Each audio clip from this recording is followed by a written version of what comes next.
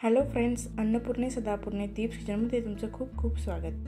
आज आपण बनवणार आहोत ढोकळ्यासोबत खाण्यासाठी अगदी परफेक्ट असणारी गोड चमचमीत आंबट अशी ढोकळ्याची चटणी. चला तर ही चटणी कशी बनवायची आपण हे बघूयात.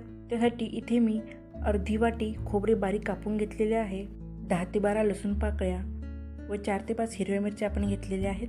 मिक्सरच्या भांड्यामध्ये आपण खोबरे घालून घेऊया. त्यासोबतच हिरवी मिरची व लसूणसुद्धा आपण यामध्ये घालणार आहोत.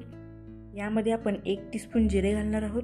मिक्सरमध्ये हे सर्व आपण अगोदर कोरडे दळून घेणार आहोत. त्यानंतर थोडेसे पाणी ॲड करून बारीक दळून घ्यायचं आहे. ढोकळ्याच्या चटणीला स्मूथनेस येण्यासाठी आपण त्यामध्ये थोडासा ढोकळा जो आहे यामध्ये बारीक करून घालणार आहोत. यामुळे ढोकळ्याला आंबट गोड चव येईल.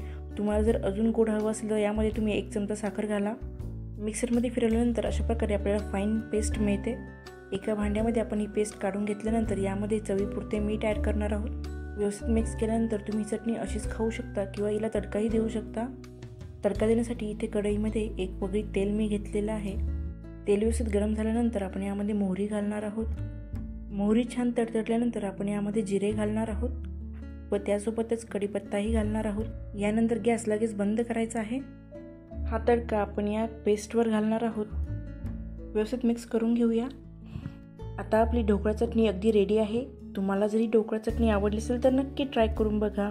यासोबतच खमण ढोकळा कसा बनवायचा याची लिंकसुद्धा मी डिस्क्रिप्शन बॉक्समध्ये दिलेली आहे, तर ती जाऊन नक्की चेक करा आणि अन्नपूर्णे सदापूर्णे दीप किचनला सबस्क्राईब करा. धन्यवाद.